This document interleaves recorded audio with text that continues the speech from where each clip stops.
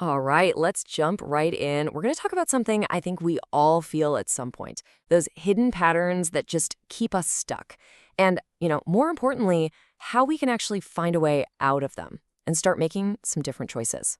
You ever have that feeling like you're stuck on a hamster wheel, just living out the same old patterns and you don't even know why? You react the same way to that one person, you end up in the same argument, or you just can't kick that one habit. It's like you're reading lines from a script you never even agreed to. Well, today we're going to pull back the curtain and look at the actual mechanics behind that script. Okay, so first things first, we got to really understand the problem itself. We're going to call it the unconscious loop. And yeah, you can think of it like an engine, just humming along in the background, keeping all those patterns we don't want on repeat. So look, this isn't just some vague, oh, I feel stuck kind of thing. No, it's a real active process. It's a force that literally feeds itself, running just below the radar of our everyday awareness. And that's what makes it so tricky. It creates this cycle that's super hard to even see, let alone figure out how to stop. All right, so let's get into the weeds a little bit. What are the actual gears and levers of this machine? We're going to break down the anatomy of being stuck by looking at three really key ideas. Okay, so the first piece of this puzzle is something called inertia. And you can really just think of it as the force of being on autopilot. It's the momentum that just keeps the whole cycle rolling forward. The perfect example? Mindless phone scrolling. You just pick it up, you don't even think about it, and bam, 20 minutes have vanished. That right there, that's inertia in action. It's a cycle running without you ever giving it the green light. But inertia can't do its thing in a vacuum, right? It needs some raw material to work with. And that's where our unexamined conditioning comes in. Think of these as your mind habits. The automatic judgments, the knee-jerk reactions we all have. For instance, maybe you have this little script in your head that says, if I'm not always connected, I'm going to miss something huge. That's a classic piece of unexamined conditioning. So what happens when that inertia, the mindless phone grab, collides with your conditioning, that FOMO? Well, you start to build what's called your state of praxis. And over time, this actually becomes part of your identity. You start telling yourself, I'm just a person who's always distracted.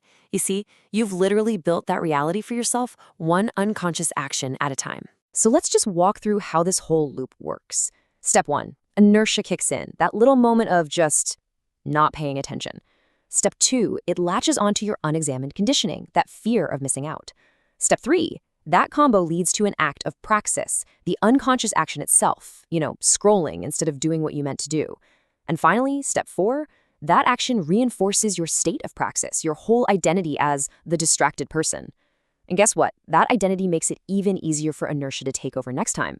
And the whole cycle just keeps on spinning. Okay, I know what you might be thinking.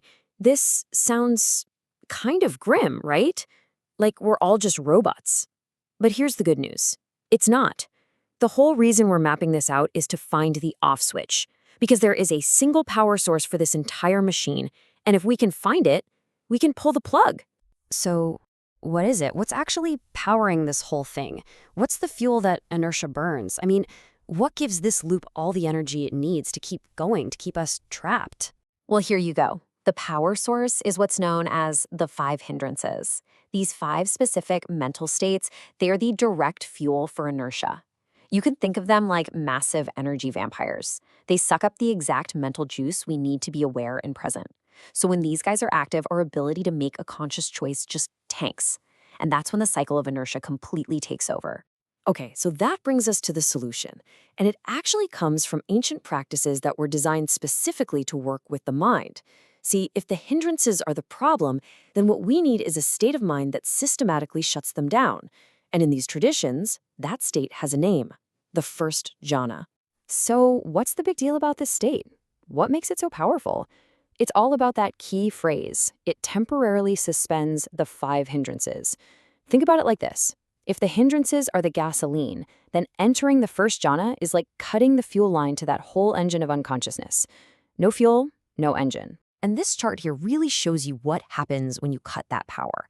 Now, it's not a perfect, one-to-one swap for every single hindrance, but the whole landscape of the mind just shifts.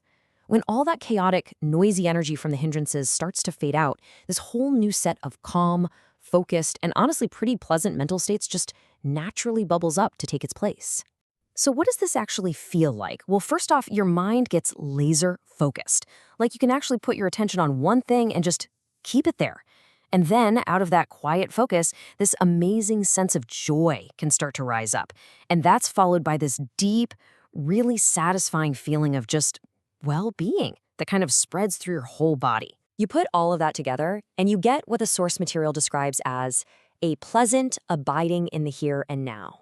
I mean, it's pretty much exactly what it sounds like, a state of real clarity, calm, and just profound well-being, totally free from all that noise and static from the five hindrances. All right, here's the really crucial part. How does this all connect back to breaking the cycle? Because this isn't just about, feeling nice during meditation. This internal clarity creates a real powerful opportunity to actually change how we show up in the world. By hitting pause on that engine of unconsciousness, the first jhana creates a gap, a space. You know that famous idea of the space between stimulus and response? This is it. For maybe the first time, you are not on autopilot.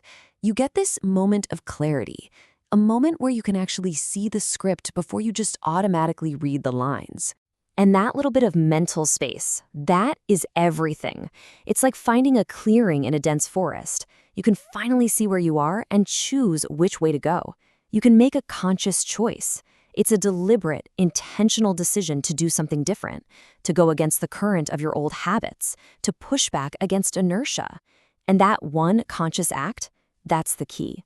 That's how you start to carve out a totally new path. So this all leaves us with a pretty powerful idea to think about. When you understand this cycle, you realize you're not actually doomed to repeat it forever.